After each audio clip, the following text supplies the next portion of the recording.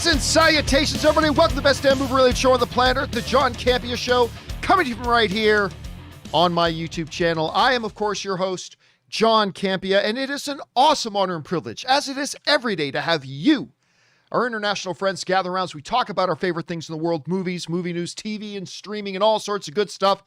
It's a special day today, kiddies, because number one, we got the one and the only Mr. Robert Meyer Burnett here. Robert, how you doing here today, sir?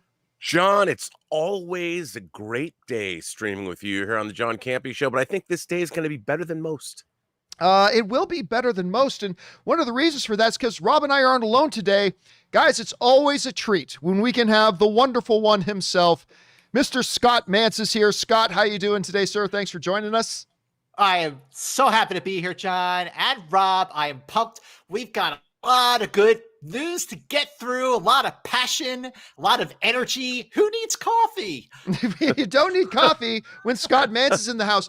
And hey, just as a quick side thing, you know, one of the films that really got messed over because of the pandemic and everything was Green Knight. Of course, the Green Knight was supposed to be something that we saw a long time ago, and some early reactions had come out for Green Knight ages ago, which were great.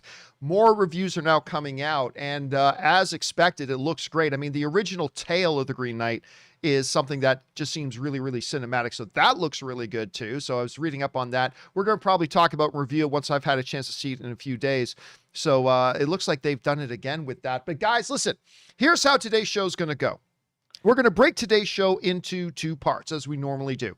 In the first half of the show, we're going to take some predetermined topics that you guys have submitted. And then in the second half of the show, we're going to take your live comments and questions that you can send in using the tip link below. But before we get to any of that, let's start with an off the top, and that off the top is this. You know, honestly, guys, I'll use the word romantic.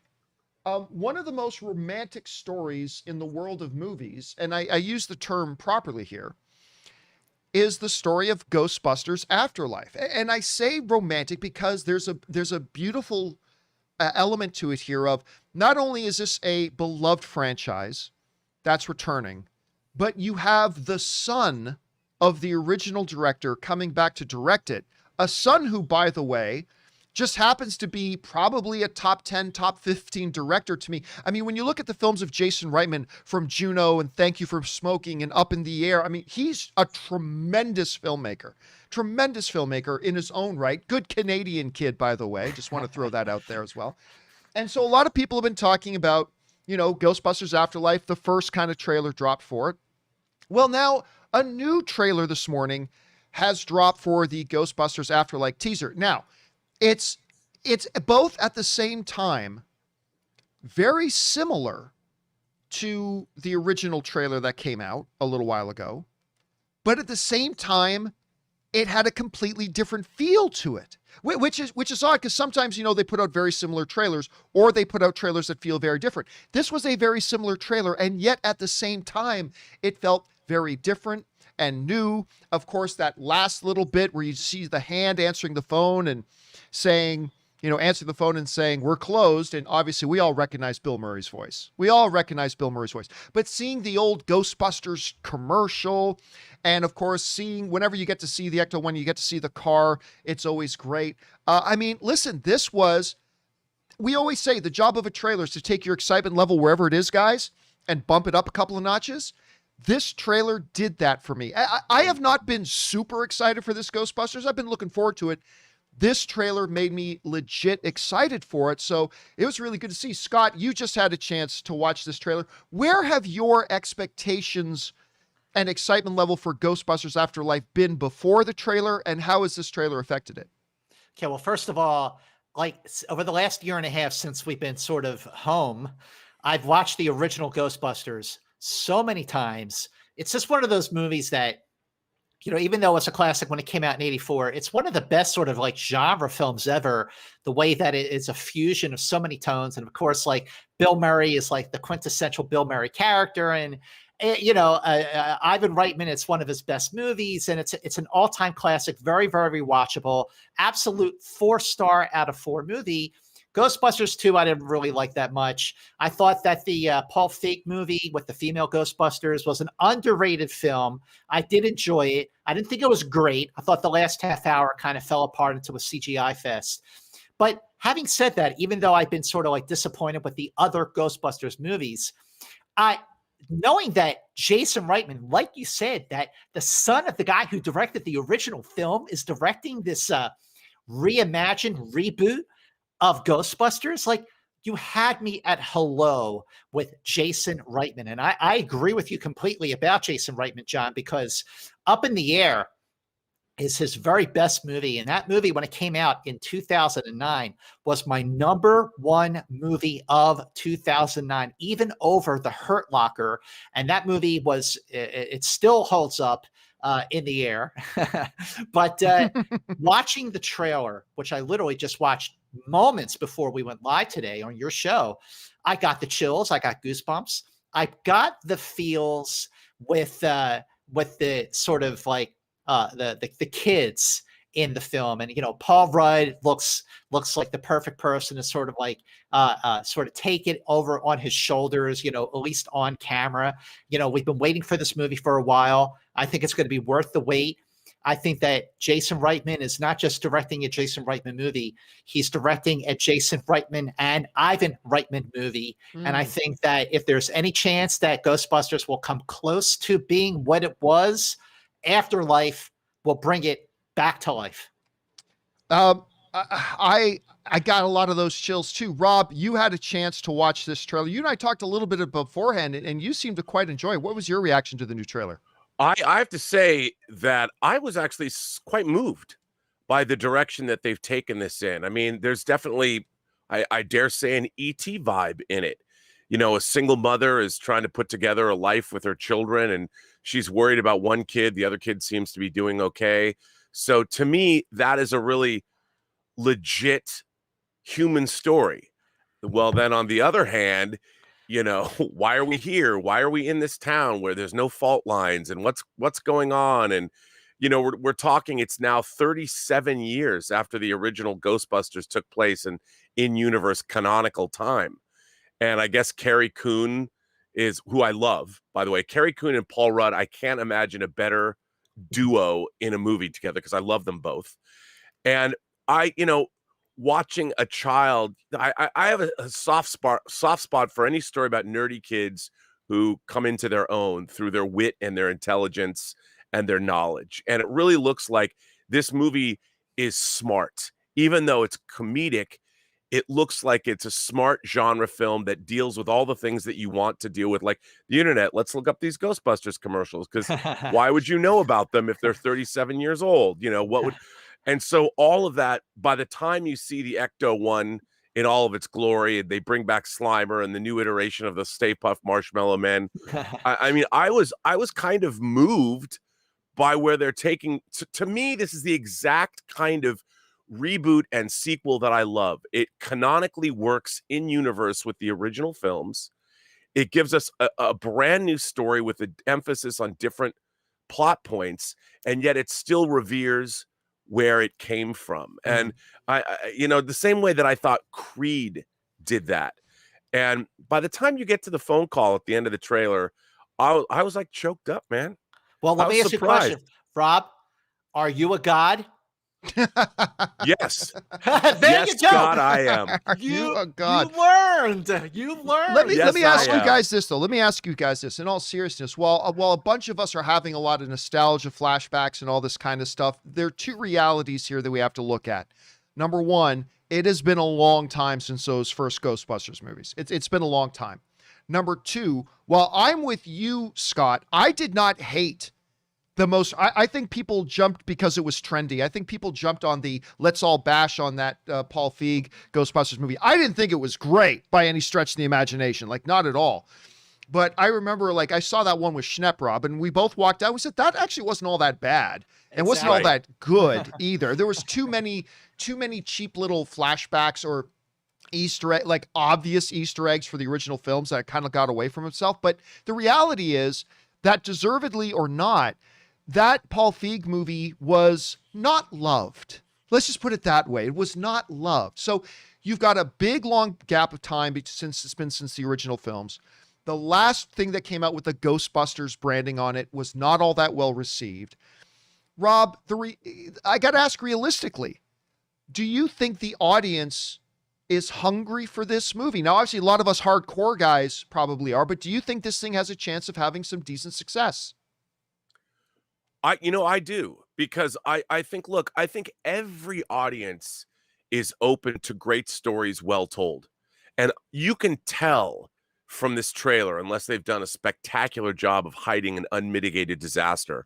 One of the things about Jason Reitman as a director, I mean, I think about movies he's made like Up in the Air, which is a film that's all about character and creating people that maybe if they're not the most likable people in the world, you get caught up in their plights. And looking at the trailer for this movie, it looks like there's a lot of warmth. There's a lot of empathy. I like the totally disparate location that it takes place in, with these wide open, expansive Smallville, like Richard Donner from 1978 looks at the surrounding community. It looks like it's the last place that a Ghostbusters movie should take place in. And yet I was caught up in it. I mean, I could tell from the trailer, I'm like, this movie looks good. It looks good on multiple levels. So I think, yeah, I mean, even if you don't know Ghostbusters and you've never seen Ghostbusters, obviously you're gonna have no nostalgia. I thought that it was intriguing from a storytelling point of view. So yeah, I think this trailer, like you said, it did its job well. And if you don't know Ghostbusters, I think maybe you'd be intrigued about this movie. And if you do know Ghostbusters, it goes straight to the top of your must-see list. All right, guys, well, listen. Oh, go ahead, Scott. No, I just want to say I hope you're right, Rob. And I hope that the movie is as good as it looks. Me too. I hope it's even better than it looks. But what I'm worried about is this. Like John said, a lot of people did sort of pounce on the last Ghostbusters movie because it was like trendy to do so. Yeah. And there was just a lot of bad press because, it didn't do that well and so on and so on. So my fear is that a lot of people will look at Afterlife and say, oh, really? Another Ghostbusters movie? Yeah. Oh, that last one, blah, blah, blah, whatever. So that's my fear. But what my hope is that people go, oh, okay, another Ghostbusters movie. And it's called Afterlife. So it's a new life. And they see Finn Wolfhard from, Stranger Things. And like you said, Rob, it's a completely different setting from the New York City setting of the other movies. And again, the Jason Reitman, Ivan Reitman thing. So I hope that there is a groundswell of support for Afterlife so that it all turns out well in the end. Well, this is the type of trailer that could possibly give it that boost. The question is for you guys. What did you think about the brand new Ghostbusters Afterlife trailer? I think it's the best piece of marketing they put out so far. I think this will raise the bar for it. How do you guys feel about it? Jump down into the comment section below and let us know your thoughts. By the way, guys, Epic Dub Time and Kevin Cow both sent in Super Chat badges in the live chat. Thank you guys for supporting us, dudes. We appreciate that very much. Okay, guys, with that down and out of the way, let's now move into our main topics today. And how do we select our main topics here on the John Campea Show? It's really simple. You see, you guys come up with them. Whenever you come across a big topic, issue, or story that you think we need to have as a main topic here on the show, just go anytime 24/7 over to www.thejohncampeashow.com/contact. Once you guys get there, you're going to see a form. Fill it out with your topic or question. It's absolutely free. Hit submit, and then maybe, just maybe, you might see your submission featured as a main topic here on the John Campea Show. With that down, let's get into main topic number one. And our first main topic today gets submitted to us by Gabriel, who writes, I was wondering if you had seen the news that David Gordon Green is going to write and direct a sequel to The Exorcist, similar to his Halloween trilogy, and that Universal and Peacock plan to make the trilogy of these Exorcist films for $400 million, with Gordon Green set to write the following installments. This is huge, because the price tag is close to what Netflix paid for the Knives Out sequels. Well, not really, because for Knives Out, they paid over $400 just for 2 films. But what are your thoughts on this? And is this a good move for Universal and Peacock? Thanks, and bring on the Filthy. All right. Thanks a lot for sending that in, man. And yeah, listen, when you look at what David Gordon Green, and you look just what's been done in the last number of years with Halloween, right? The Halloween franchise, which I have not liked a single film in the Halloween franchise. Not one. Not even the first? Not even the first. I went back and watched the original a few years ago. I thought, this doesn't hold up at all. I don't even like the first. I know that makes me very unpopular amongst my friends. I know my opinion is completely in the minority. It's an all-time horror classic. I get it. But then they decide to bring back Jamie Lee Curtis, which they had done before. But this time, it was imagining all the other Halloween films didn't exist, except for the original. And they were going to pick it up from there. And I ate it up. I really enjoyed that Halloween film that came out a couple of years ago. It's the first time I had that much fun with a Halloween film. And so I'll tell you what, the basic idea of a lot of these same guys getting together and getting a classic like The Exorcist and bringing it together to make something, it's got merit. Now, this comes to us from the folks over at Variety who write, Universal is shelling out an eye-popping $400 million to buy a new Exorcist trilogy with plans to screen some of the films on Peacock, which I hate.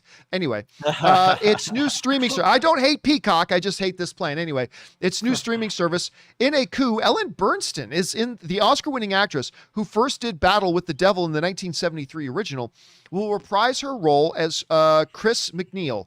David Gordon Green, the filmmaker of the studio's latest Halloween reboot, is directing the upcoming Exorcist franchise, which will be produced by Blumhouse. All right, so listen, I like this in general. When you look at the success they had with Halloween, and you see all the anticipation there is for the next one, and you see taking that type of an approach and that type of a strategy to try to do that same thing with The Exorcist and bringing in the original actress, that's great. Here's the one part for me, guys, that gets a little head scratching. They paid $400 million for this.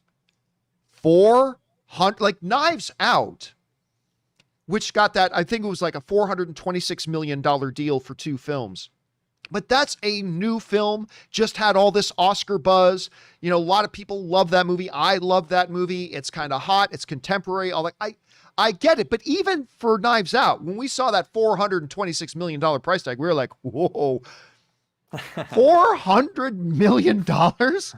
And I'll be honest with you guys, I just don't know if the appetite is there for Exorcist. Rob, you know, you are far more connected in with Exorcist than I. And I know you probably have some thoughts on this. You hear about this deal. Number one, do you think this is something that was this worth $400 million for Universal to pay out? What do you think in general about the idea of bringing Ellen back in for this? And how do you think the audience is going to respond to it? Oh boy, those are a lot of questions, John. As people know, The Exorcist is not only my favorite horror film of all time, it's one of my favorite movies of all time. And I think it redefined genre movies, horror films especially, forever. And I think, obviously, the Exorcist sequel track record is a bit spotty. Exorcist 2, The Heretic is some people would say it's one of the worst movies ever made. I'd say it's definitely interesting. I love Exorcist 3, written and directed by William Peter Blatty, who wrote the original. Then, of course, you had the 2 competing Exorcist movies, one by Rennie Harlan, one by Paul Schrader. And then you had the Exorcist TV series with Gina Davis, the first season, which was actually pretty good. And I think that bringing Ellen Burstyn back, and again, I just said this about the Ghostbusters franchise, this is going to be a canonical in-universe sequel to the original Exorcist. Now, for me, this could go either way. It could be just a horrible, awful blunder, or it could end up being quite good. I mean, what if you go back to the messaging of the original film, which is really about a priest who loses his faith in God and in confronting what is a manifestation of the devil comes to believe again. There's a lot of really interesting things with our culture now that can be incorporated into the story. But to me, The Exorcist, you know, going back to it tonally, it's a hard franchise to nail.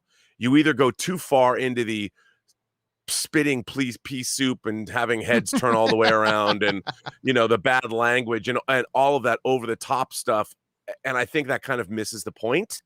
But like they're approaching this like, what is this now? The Lord of the Rings? We're gonna make 3 movies and spend $400 million. I mean, they don't even do that for Star Wars.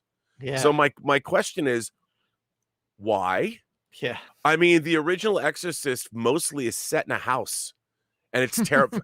Mostly set in a house during the day, and it's mostly horrifying. Yes, the final Exorcist takes place at night, but most of the horrific stuff that happens in The Exorcist happens in daylight, like in Kubrick's The Shining, until the end. And why would you spend $400 million? I just don't understand. And Blumhouse, which has got such a great track record of doing sort of original stuff. You know, Shyamalan did The Visit. You had Lee Wanell reinvent Invisible Man. Yeah. And they were doing this kind of stuff for less than $10 million. And now Blumhouse has sort of turned around, and they're doing Firestarter. They're doing Halloween. They're rebooting The Exorcist. And while all this stuff can be good, I really liked their low budget model of making new or unique visions with people that were new. And I just watching them embrace, like, I get it. Everyone, Jason Blum got to get paid. I understand that. But man, and Ellen Burstyn got to eat. But really, I mean, they better put out something that is look, when I say Lord of the Rings, if this is the Lord of the Rings of horror, God bless them. But $400 million? I mean, you could make 10 or 20 $10 million movies and still have $100 million or $200 million left to make 3 Exorcist films. Okay, but I should remind us here, though, that they're not necessarily spending $400 million on making these films. Universal just paid $400 million for the rights to have them once they're made. I mean, they could make these films for, $70 million each if they wanted to. So, I mean, but so we don't know. So what we know is what Universal's paying for them. We don't know what the actual production budget's going to be on them yet. So there might be some separation there. I don't know, but I totally get, like, I totally understand and get what you're saying on that as well. Let me ask you this, Scott. You see this as well. By the way, our friend Karoom Potts sends in like a $10 super chat badge in live chat. Thank you, Karoom. Appreciate that, man. Scott, you had a chance to check out, this story. This is, of course, a classic IP. People love this franchise. I mean, at least everybody knows about them and remembers it. It's been sticking around. You got Ellen Burstyn back. What do you think about the sounds of this deal? Okay, well, listen, the price tag for the rights, $400 million, that definitely made me go, what? And I agree with basically everything that Rob just said about it. I mean, the original Exorcist from 1973, it was nominated for 10 Academy Awards, including Best Picture. And I think that makes it like the first like true horror movie to be nominated for Best Picture. So Ellen Burstyn, she's now 88 years old. She is an Oscar winner for Alice Doesn't Live Here Anymore. She was nominated for 5 other Academy Awards, including for Best Actress for The Exorcist. And she's also a 2-time Emmy winner for Political Animals and an episode of Law and Order SVU. So listen, the fact that they're going to try to replicate the model with reinventing the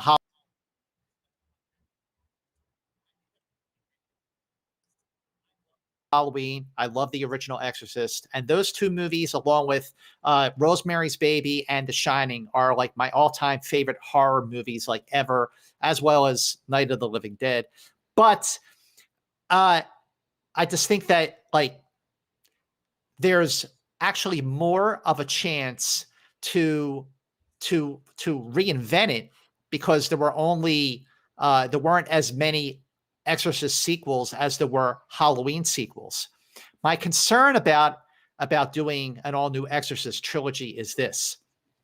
The original film is so freaking scary. Even after all these years, it still holds up. It is still a terrifying movie to watch. You could watch The Exorcist during the day with the windows open and sun shining in, and it would still be a terrifying movie.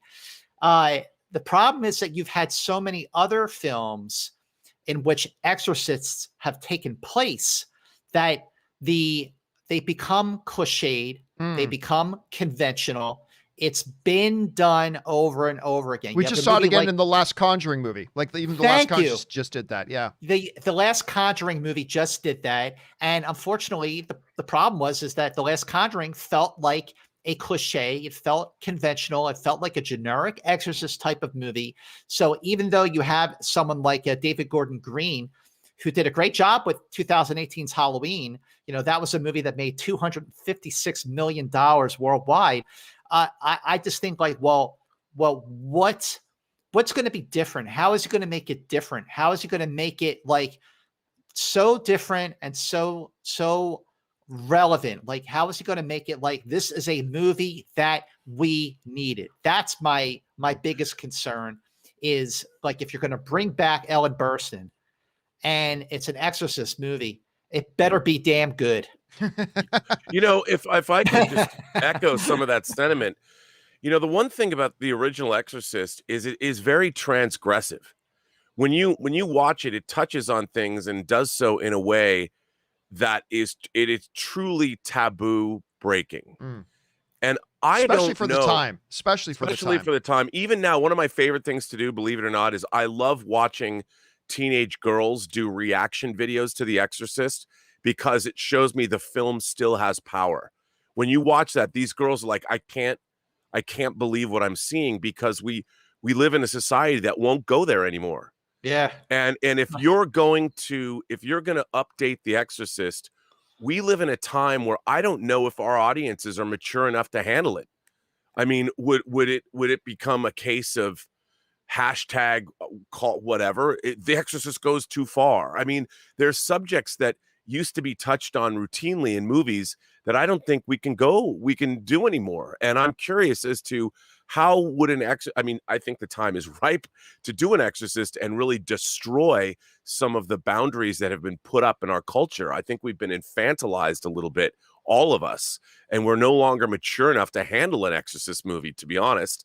But maybe what The Exorcist did in 1973, they have a way that they are going to be able to do it in 2022 or 23, whenever the movie comes out. October 13th, 2023. I want to say, Rob, that Exorcist 3, I love that film. I love Exorcist 3 as much as I love Halloween 3. Both of those movies are really underrated, and both of those movies are really damn good. Exorcist 3 has the single greatest jump scare in the history of cinema.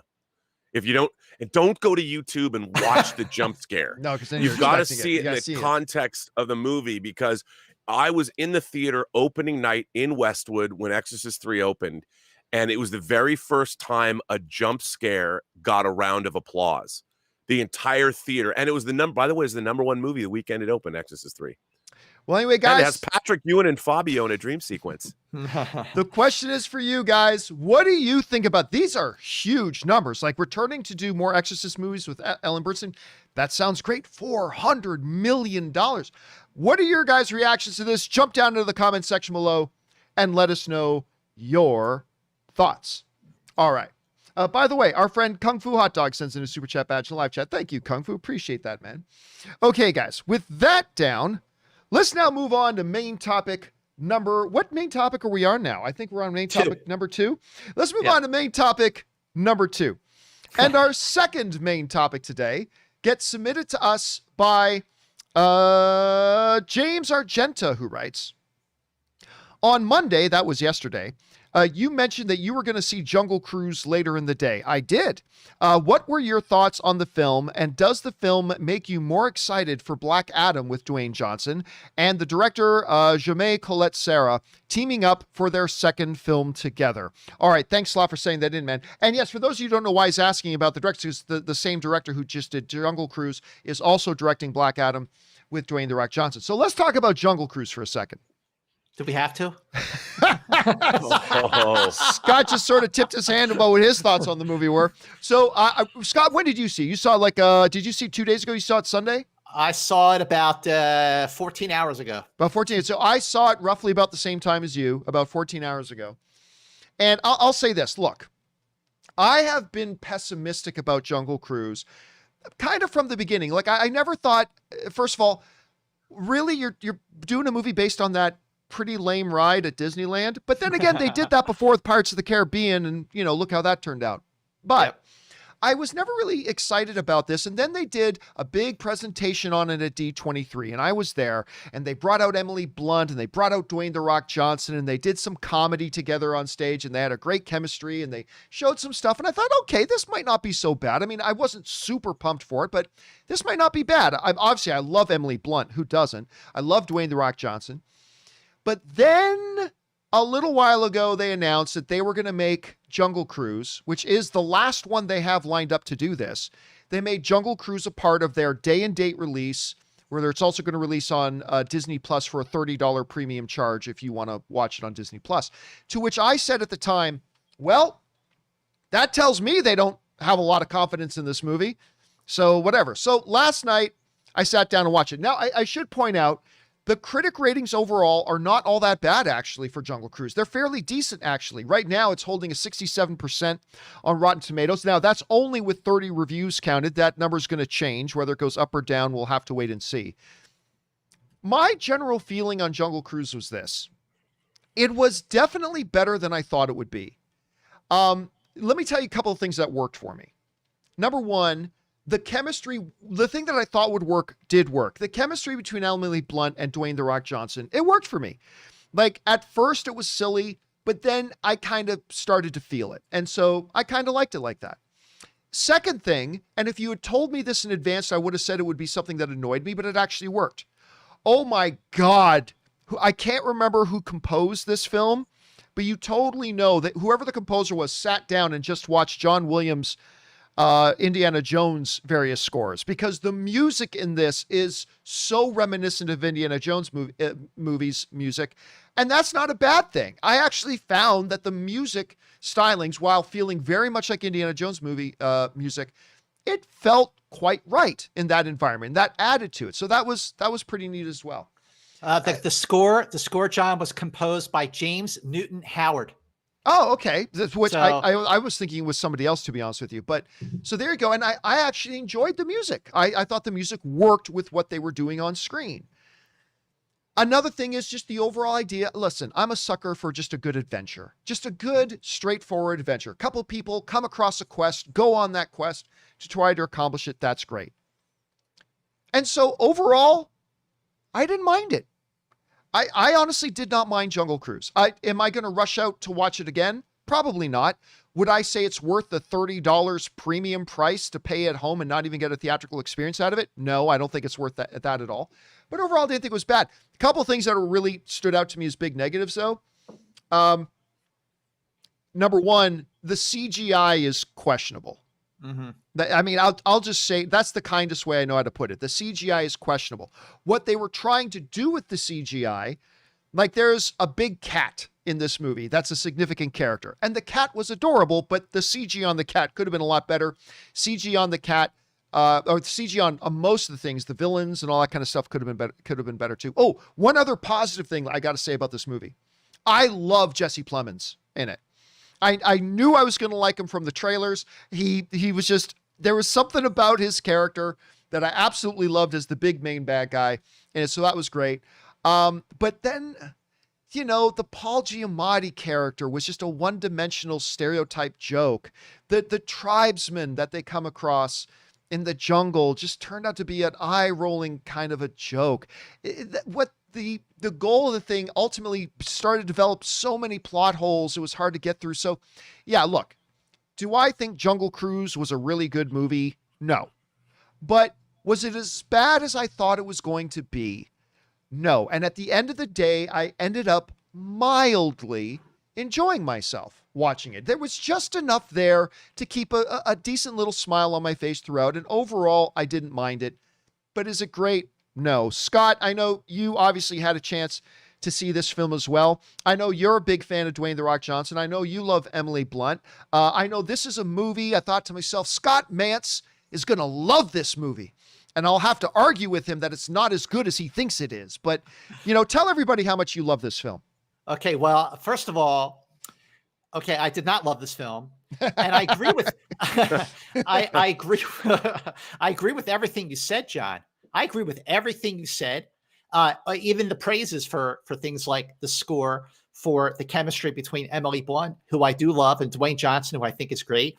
I think Jesse Plemons is great. I think that the score by James Newton Howard is great. I think the visual effects when it comes to the setting in the jungle, I think all that looked gorgeous. The cinematography for the movie, the movie does pop, especially watching it on the big screen.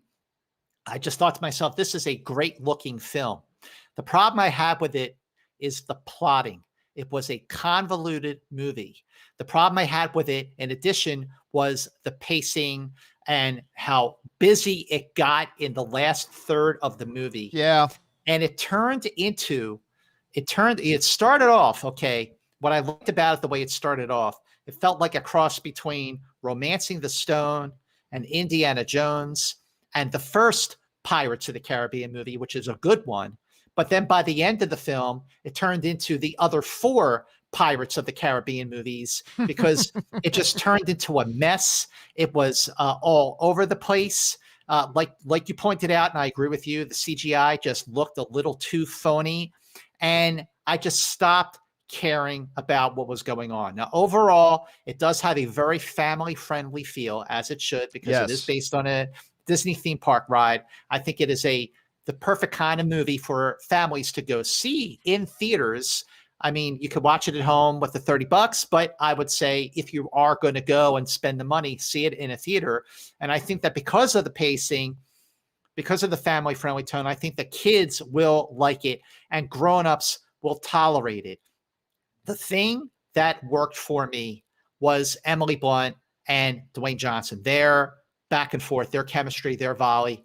I just adore Emily Blunt. I thought that she already saved movies this year, with A Quiet Place Part 2 being the first movie that, like, a lot of people went back to the movies to see. Yeah. I don't think this movie's obviously very, very different from A Quiet Place 2, but I just don't think that overall it's as good. I wasn't as satisfied with it, and I felt my attention span waning as the movie went on, and overall I was disappointed. It wasn't terrible, but it's not a movie that I can really recommend and say God, go see it. It's great, because it's just not.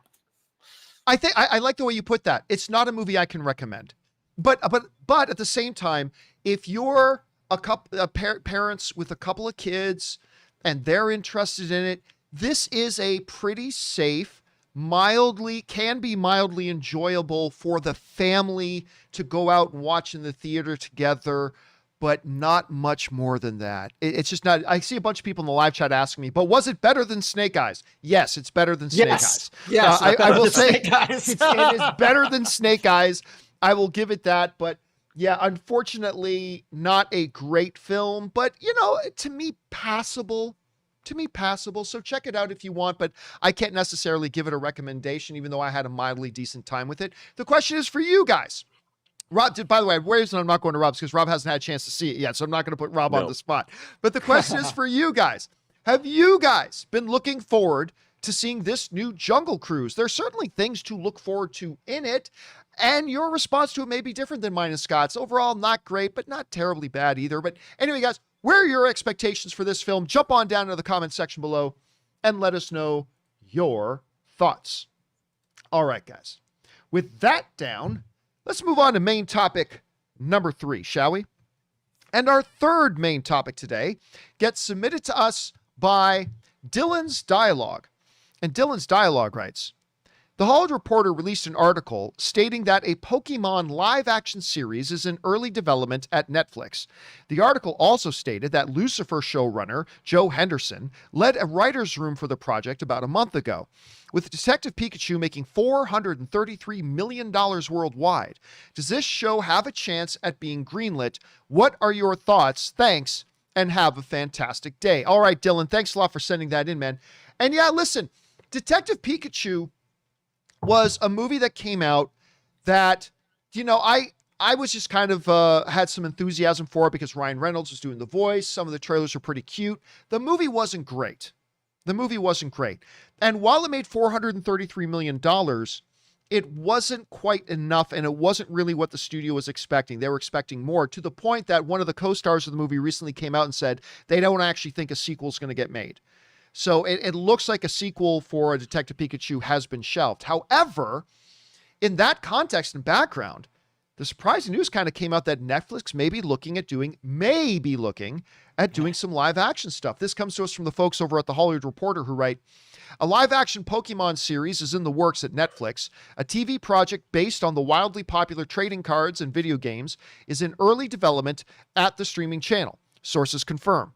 A writer's room led by showrunner Joe Henderson of Lucifer, and you guys know that's one of my favorite shows on television, started staffing up about a month ago. Many episodes of the Pokemon anime series are already on Netflix, which makes a potential live-action version a natural fit for the streamer. That, again, comes to us from the folks over at the Hollywood Reporter. Listen, I'll tell you what. I am not convinced that this is actually going to happen. I mean, again, when they look at the results, they didn't quite get the results that they wanted from a movie. This would be a relatively expensive show to do. Not Lord of the Rings expensive, like they're doing over at Amazon, but a relatively expensive show to do. But there's potential there. Listen, the fact of the matter is, while $433 million may not have been what the studio was hoping for from a Detective Pikachu movie, the fact of the matter is that's still not a bad result. That shows that there is an audience out there for this. And the popularity of the IP in general is undeniable. It's global. It's generational. It's powerful. I'm not a Pokemon guy myself, but you cannot deny the influence that this intellectual property has. Guys, even my wife, I mean, it was a good year and a half that I couldn't get my damn wife to look at me for a second walking around in public because she always had her damn Pokemon Go game. Like, honey, do you want to go? Shh, shh, shh. But honey, wow. we shh, shh. I'm tracking a Gorgazord or whatever the hell those things are called. Like, you cannot deny the popularity of these things. And so you get a guy too, like Joe, the showrunner of Lucifer, which, I think that show is fantastic. I love Lucifer. So I think there's some real potential here. Am I excited for a Pokemon show on Netflix? No, but you're damn right that if I was an executive at Netflix, I'm saying, yes, pursue this with all diligence and see if we can have something here because there is a lot of potential. Anyway, Scott, you hear about this. Do you think this is something that could actually move forward? They seem to be staffing up a writer's room for it. If you're an exec at Netflix, is this a show you greenlight? I would greenlight it because of what you just said, John. I mean, the Pokemon does have a very, very strong following, and the fact that the Detective Pikachu movie actually did as well as it did. It may not be your cup of tea, it may not be my cup of tea, but clearly, a lot of people out there will drink the cup of tea of Pokemon. So follow the money in this case. And I think that clearly they know what they're doing because Netflix is home to Pokemon shows like Indigo League and Pokemon Journeys, and Joe Henderson from Lucifer. He's pretty with it. So if he's like taking on Pikachu, then there must be something there. And I think that it's from a business standpoint, it's a smart move because the Pokemon is still very, very popular. Rob, I know that you have your Fluffagus and your Minkazord and your whatever in your collection around there somewhere. By the way, I'm all about I'm making up those Snorlax. names. Come on. I'm totally making up these names. But Rob, you see this move. Is this something Netflix should be looking at, and should they be moving forward with something like this? What's your thoughts on this? Why not? I think, first of all, that it's the showrunner of Lucifer gives me pause right there. I'm like, well, clearly they must have an interesting idea of how to do this. And when I was working on stuff for like Kids WB 20 years ago, promos and things like that, the Pokemon show, there's something irresistibly appealing about it. And I could see, just if somebody came to me right now, within the last 2 minutes, I've thought about this. So this is 2 minutes of my pitch for a Pokemon show. You could do however many Pokemon there are. Each episode is about capturing one, and through the capturing of that, we learn something new about the character, and we're building, you add to that mythology, you add to that world, and each Pokemon represents something, you could extend the mythology. I don't know what that would be, but I could definitely see this show running 100 episodes, which makes a nice, great syndication package. I mean, it's from Netflix, so they don't have to worry about that. But I could see the show running for a long time. And I don't know why, but I find that kind of appealing. I would tune in, John, just to see how they approached this show, because I think it could work. I don't know how it could work, but I think it could work. My biggest apprehension, like if I'm an exec at Netflix right now, like this seems like a no-brainer. It's one of the world's most popular IPs. It had some success theatrically, all that kind of stuff. The one big hurdle for me though is how much would it cost to make this? Because they're talking live action, so you're talking a lot of CGI and things like this. And can you find a way to do it where it becomes financially viable? Because to me, guys, I'll be honest with you, that's the one hurdle. Everything else to me seems like a no-brainer, but the one hurdle would be cost. Would you agree with that assessment, or could you see some other potential pitfalls here? No, I mean, it would definitely be expensive, but I think that's why your main characters would carry the show. And like the old Bill Bixby Incredible Hulk, you Hulk out at the end. You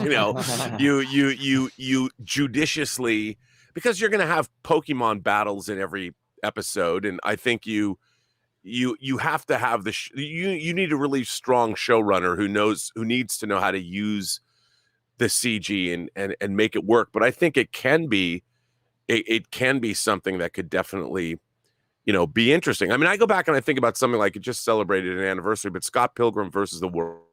That was a show really where you delved into Michael Cera's life and what kind of a guy was he, and then the battles, the evil exes, took up some of the film, and they spent a lot of money on those things. But it was really his story between those battles that made it all interesting, and the whole thing about Ramona Flowers and what was going to happen.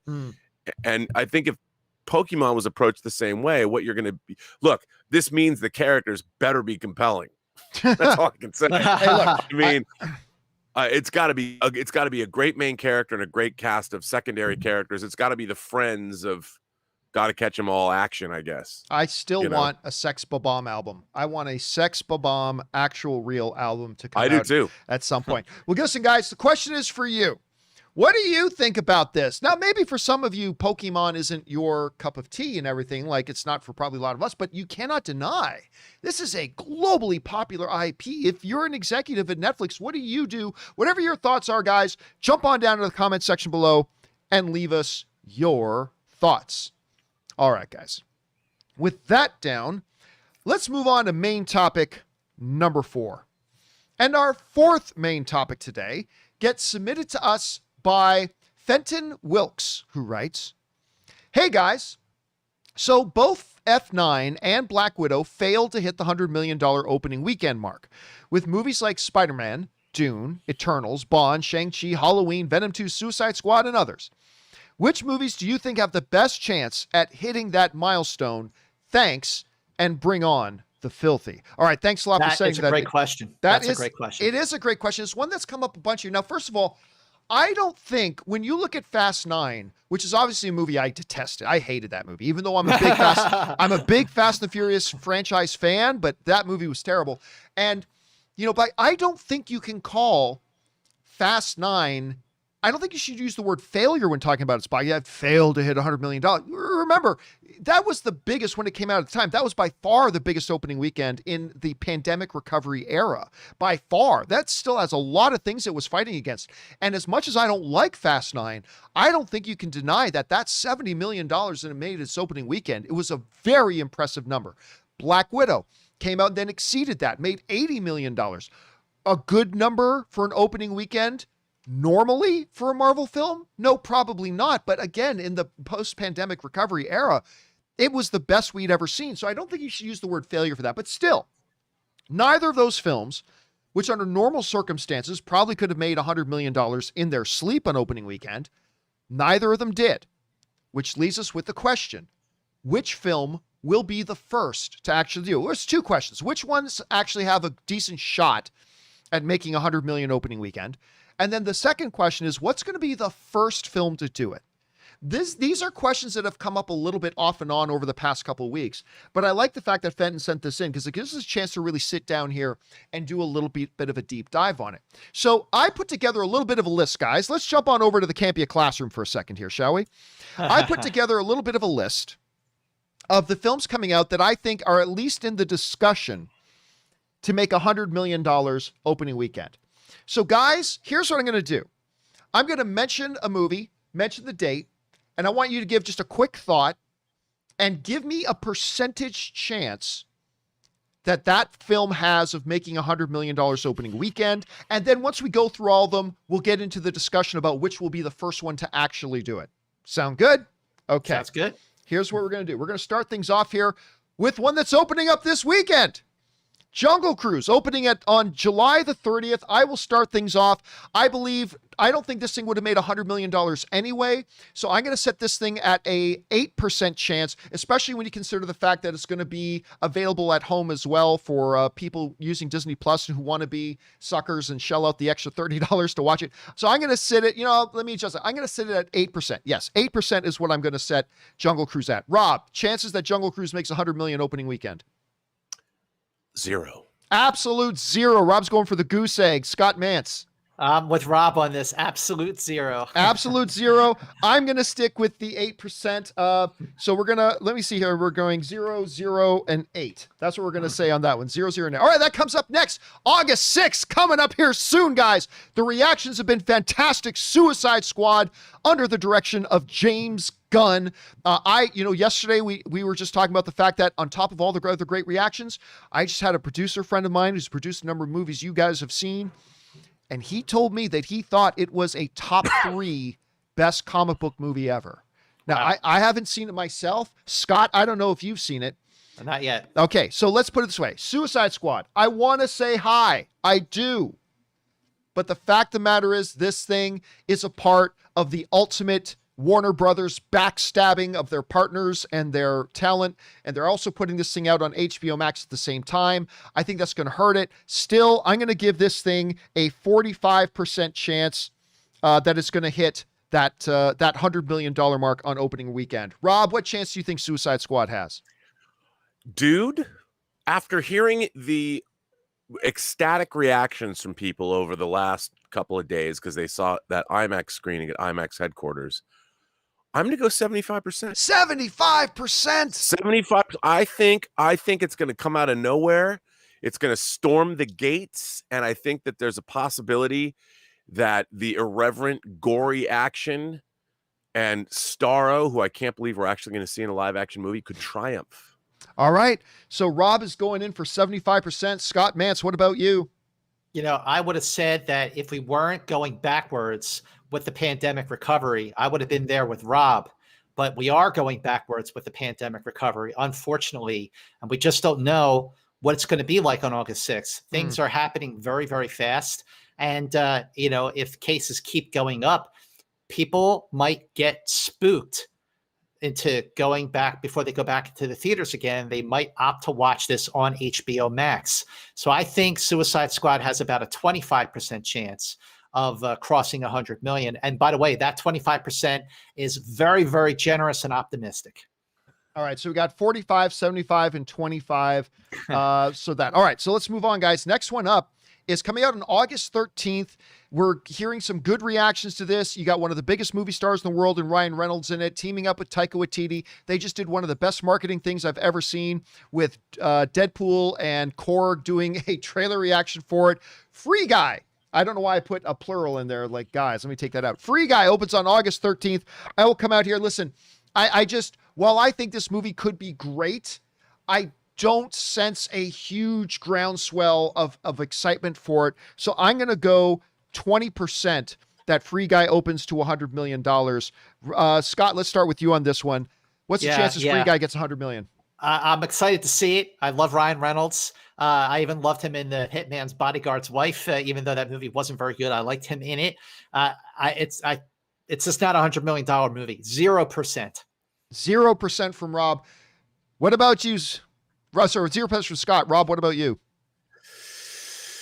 Yeah, I'm Me and Scott are simpatico again. 0. 0-0. So Yeah, I'm saying there's a chance, but we're going 20-0-0. All right, we move on to hot damn, one of my most anticipated ones on this list. Simu Liu from Kim's Convenience. Good Canadian kid.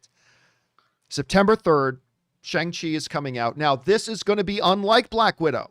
This one is not getting a premium day and date release on Disney+. It is theatrical only. Still, this is a brand new character that people are not familiar with. They've only had the one trailer out so far, which I thought was pretty good. I am going to go split right down the middle. I'm going to be optimistic. I'm going to say 50%. I'm going to give Shang-Chi a 50% that it's going to hit that $100 million mark. Rob, where do you put the possibilities of Shang-Chi getting $100 million opening weekend? You know, I'm going to say it's going to live and die based on the movie. This is yet another Marvel origin story, and you know they've done some of the origin stories have done really well. Some have done okay. I'm going to go 65%. Oh, you're going higher than me. Okay, 65%. 65% for Rob. Scott, what about you? Okay, like you pointed out, this is an origin story, and it's not a well-known character. 0%. No way this movie gets to 100 million on opening weekend. Absolutely not. All right, so we got 65. We got 50 for me, 65 from Rob, and a big goose egg from Scott. All right, we move on now to Venom 2 coming out on September 4th. This is a film. The original is one I like more than most people. I'm not going to lie to you. I had a tremendously delightful time watching the first one. Frankly, I love the first Venom. Now you've got, Smeagol in doing this one, who's directing this one as well. You got a lot of people excited about the fact that Carnage is going to be there. The first one made over $800 million at the box office, which was absolutely crazy. I'm going to go lower than Shang-Chi on this. I think there's a decent chance that it can make 100 million, but I'm good, especially with the fact that it made over 800 million last time. I'm going to go 40%. 40% that Venom 2 can crack that code there. Scott, what about you? I'm not gonna go with the goose egg on this, but I'm still gonna keep it low. I think because, first of all, the fact that Venom, which is a movie, John, I think you liked it a lot more than I did. And I love Spider-Man, and I have Amazing Spider-Man 300 in mint condition, which is where Venom made his first full issue appearance. And I just still think that, between Spider-Man 3, which is a movie I loved, and Venom, which is a movie I thought was okay, I'm still waiting for the great Venom movie. And I think that Sony breathed a sigh of relief that the first Venom did as well as it did, because I think generally a lot of people didn't really love it, but I still think they love the character. So I still think there's a slight chance, maybe I'm going to say 25% chance of Venom 2 breaking 100 million on opening weekend. Rob, what about you? Yes, there it is. All right. See, Rob and I are like brothers from another mother. Look at that. Look at that. This is in sweet. I'm going to get this slabbed, by the way. I think it's a 9.8. I think Venom has the possibility. I'm going to go 75% on it as well. 100 million. And Scott, you're up there, my brother. Scott, what was your number It's again? got Venom. It's got Carnage. Maximum carnage, my friend. It's the kind of movie that people loved. This film, I think this movie should be $1 billion grossing movie if it's great. Andy Serkis directed it. It's his first foray into big budget tentpole filmmaking. I think we might be getting something special with this. Scott, let me just double check with what was your number again, Scott? 25%. 25. All right. So that's where we're at. So we got for Venom 2, which, by the way, a couple of people pointed out, and they were absolutely right in the light. It's not coming out September 4th. It comes out September 24th. I misspoke. Sorry about that, guys.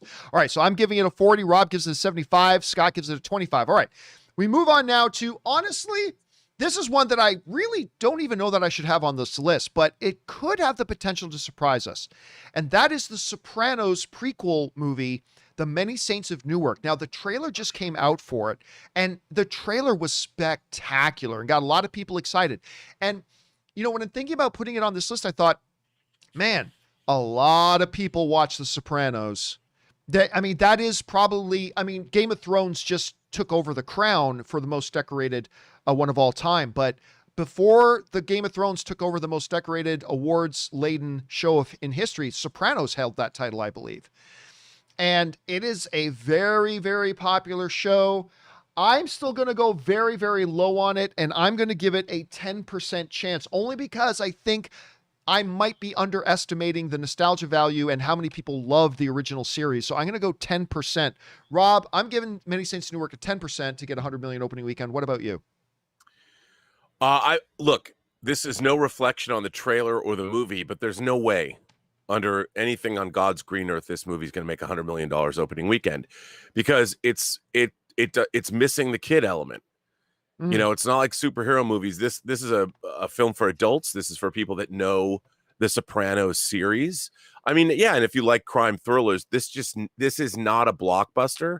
If anything, this'll do business based on the quality of the movie and how many people want to revisit this as a Sopranos prequel. But there is no way, 0%, it's going to make goose egg from Rob. But I say that the movie looks fantastic. It's just not the kind of movie that grosses $100 million, not opening weekend. Right. Scott, what about you? I agree with Rob. I'm really looking forward to seeing the movie, but in terms of the chances of a movie like this opening with $100 million on opening weekend, it's going to get whacked 0%. Okay, so I'm going as high. I'm the most optimistic one. I'm giving it 10%. Well, Rob and Scott pretty optimistic. are going 0. All right, this moves us into an interesting one here. October 8th.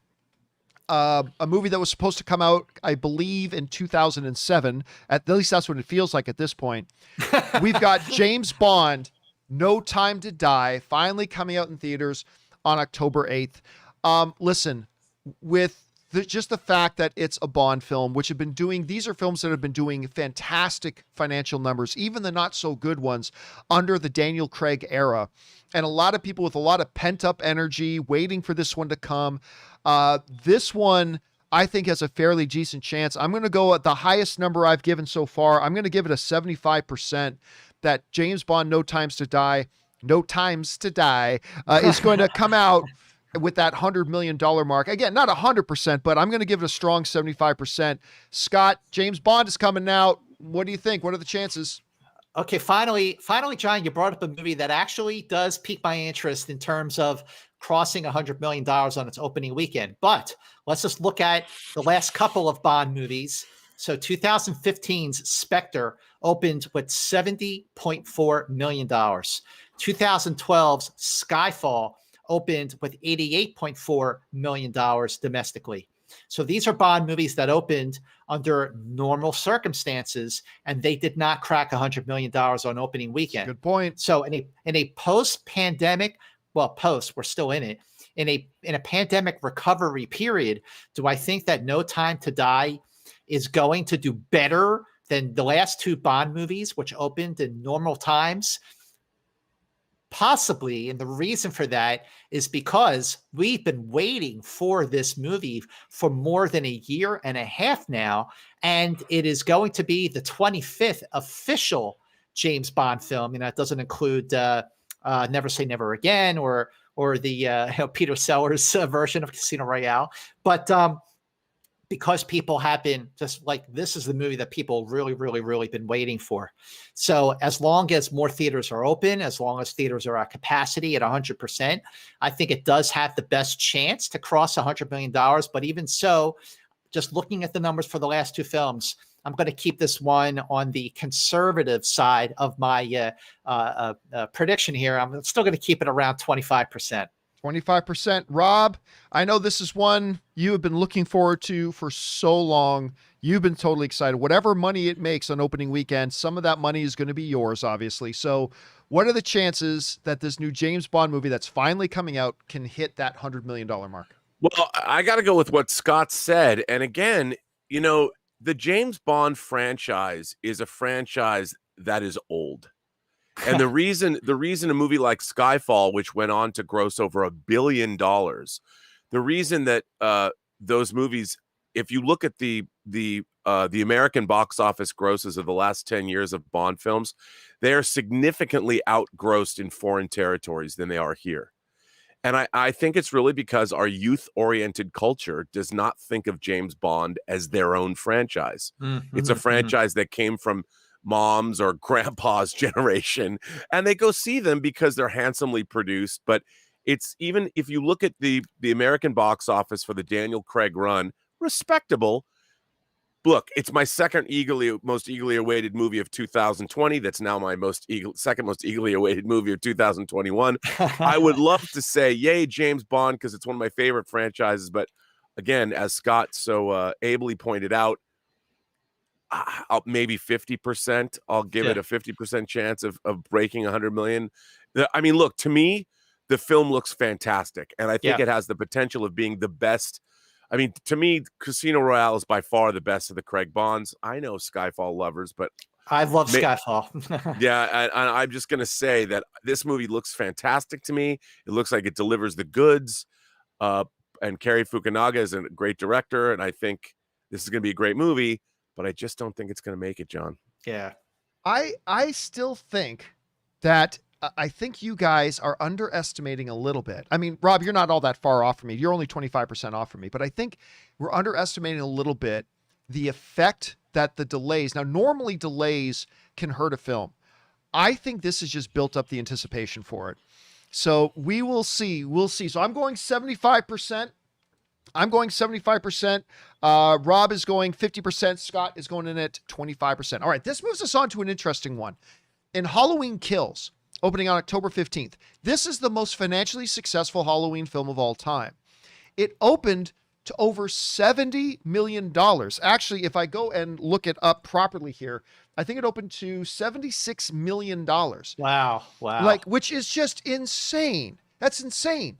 And generally, the people really responded to it. This was a very well-received movie, which I anticipate under normal circumstances would give us a box office trajectory on a significant slope up. Now, obviously, we're in the recovery stage, but I think this is a movie that has a much better chance of hitting $100 million than most people think. This might surprise you. I'm going to go with 55%. I'm actually going to go with 55. If the last one came out of nowhere with over 75 million and people really received it well, and they've been expecting this was supposed to be a film that came out last year, I'm going to go as high as 55%. I think people are excited for this. Rob, I know you weren't as big of a fan of the 2018 Halloween as I was, but what do you think the chances are this one crosses 100 million opening weekend? Well, look, the trailer looks really good. I have to say, the first Halloween was the very first thing I ever owned on physical media. I've probably seen it 150 times. I really didn't like the 2018 reboot. I think I was in a minority. I did like Jamie Lee Curtis's performance, but there was not much else I liked about the film. But I understand many people did, and you can't deny its financial success. But I also don't think, I mean, if you look at horror films like this, I mean, horror is a great genre. A lot of people go to horror films, but I just can't see enough people turning out to make this $100 million grossing film. So what chances are you going to give it? 35%. Okay, you're going to go 35%. Scott, how do you think this new Halloween is going to do? Well, I think you both touched on something that's really, really crucial to why, of all the movies we've discussed so far, Halloween Kills has the best chance of crossing $100 million, is that people love horror movies. And I think they love to go see them in theaters. And I think that if there's a movie that they're going to say, should I wait? Should I watch this at home? Should I take the chance and go see it? I think this is going to be a big one because it's Halloween, because the last one did as well as it did, overperforming big time. I think that this movie actually has a better chance than No Time to Die of reaching 100 million on its opening weekend. But I'm still not going with 100% here. So I'm going to give this, I would say, 60% chance. So you're giving it the highest chance out of any of us. So you're going to go 60. So, okay, we got a 55, a 35, and a 60. Okay. Now we move on. What is, to me, my most anticipated movie still yet to come out this year. Being directed by arguably maybe the best director in the business today in Denis Villeneuve, and one of the most celebrated pieces of sci-fi in history, Dune, finally opening up on October 21st. Here's the thing. As much as this is my number one most anticipated, there are two realities here. Reality number one, guys, is that no Dune iteration on the screen has ever done particularly great. Two, this is, again, made famous by Denis Villeneuve as his infamous op-ed piece that he wrote eviscerating Warner Brothers. This is another one of the movies that Warner Brothers stabbed in the back. And it is, of course, getting an HBO day and date release, which is really going to hurt it. Now, I don't think that this was a movie that was going to make 100 million. Like, I believe this movie can make, if it is as good as we think it's going to be, this is a movie that can make $700-800 million.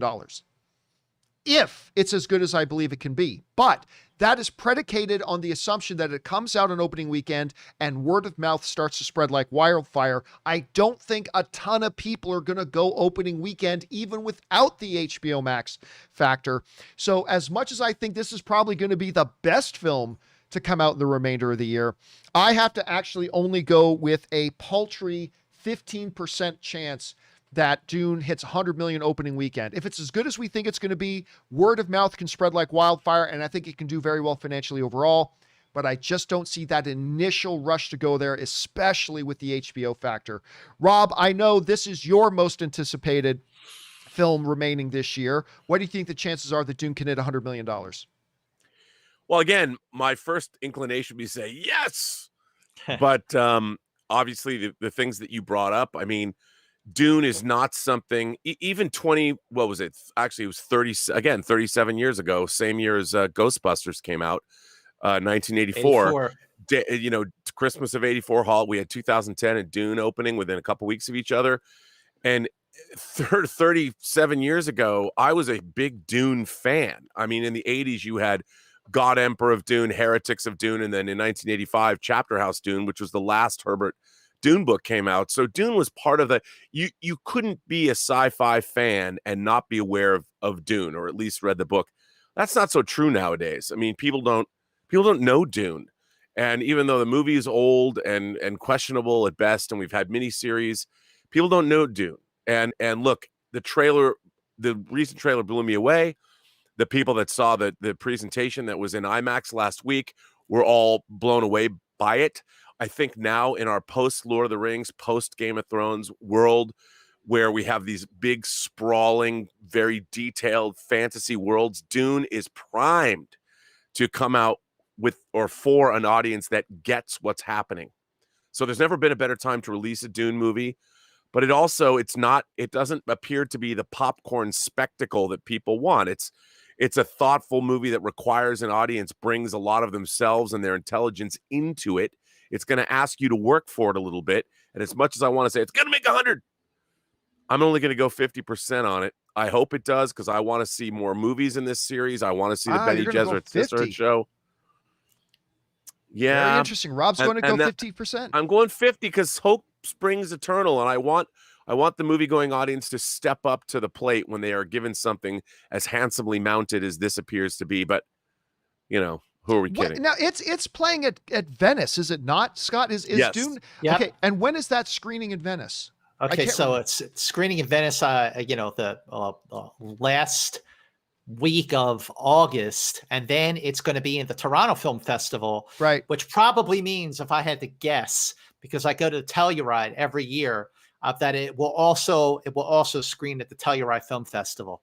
So it'll screen at Venice, at Telluride, and at Toronto. So you're going to have a lot of word of mouth before this thing even opens. You're going to get at least a lot of reviews at any rate. So what chances are you giving Dune of hitting $100 million opening weekend?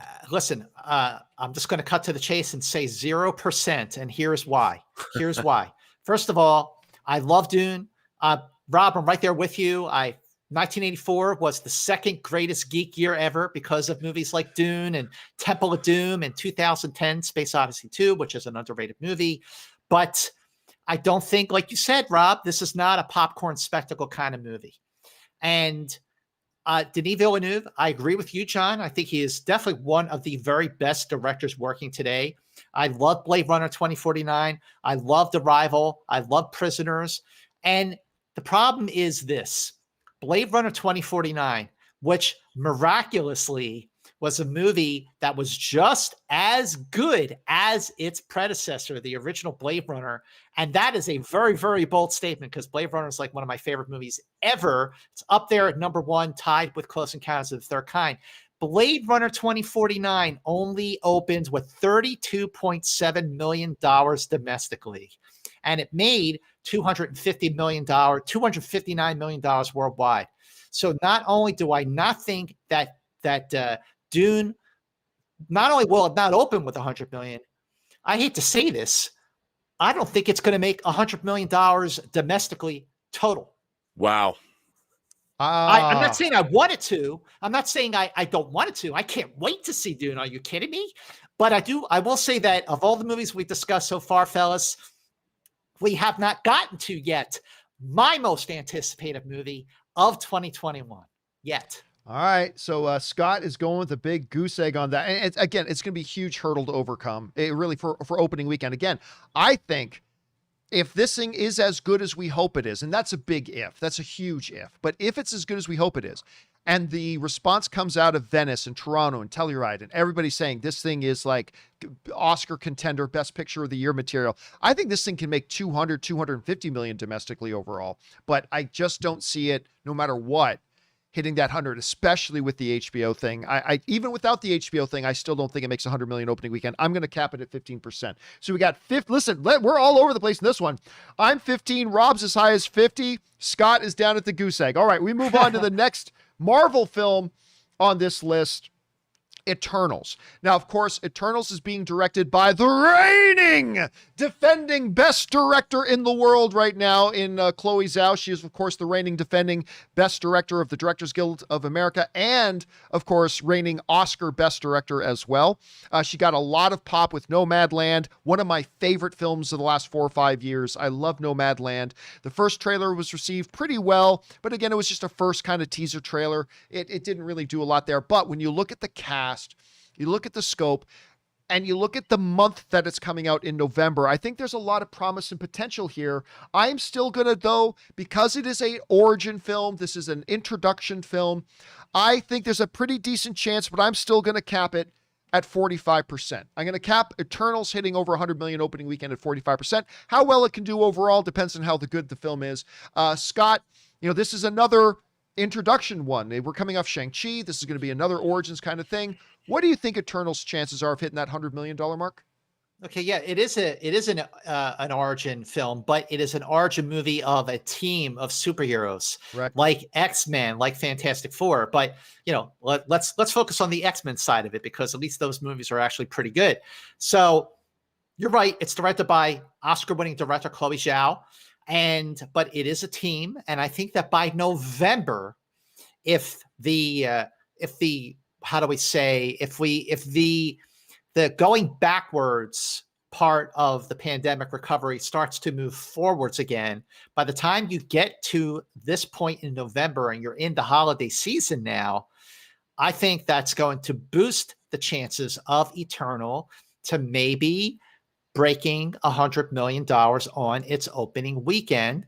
And that's why I'm going to give it, I'm going to say 60% chance. 60. So Scott's going higher than me on this. Scott is going as high as 60. I love it. All right, Rob, I know you are fanatically excited for this Eternals movie. Yes. You've been excited about it from the day that they announced it.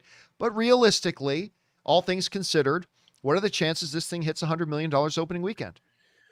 Well, I mean, again, I hate to say it, I would love it if this movie would have just resoundingly crossed the 100 million mark in 3 days.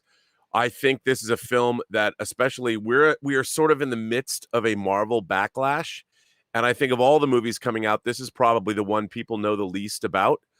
And I think that we need to see a second trailer for this movie that gives us more of a taste of what we're in for, because I still don't understand, aside from sort of like an internal struggle in the Eternals, what is this movie about? I don't know. And I'm hoping it's going to be great. It looks fantastic. I love that it's shot on real locations, and I think that's what Chloe Zhao brought to it. It's like, I want to go shoot this not on green screen stages in Atlanta, although I'm sure there's a lot of that. I want this movie to be great. And we've heard rumblings inside Marvel that they think this is one of their best movies they've ever made.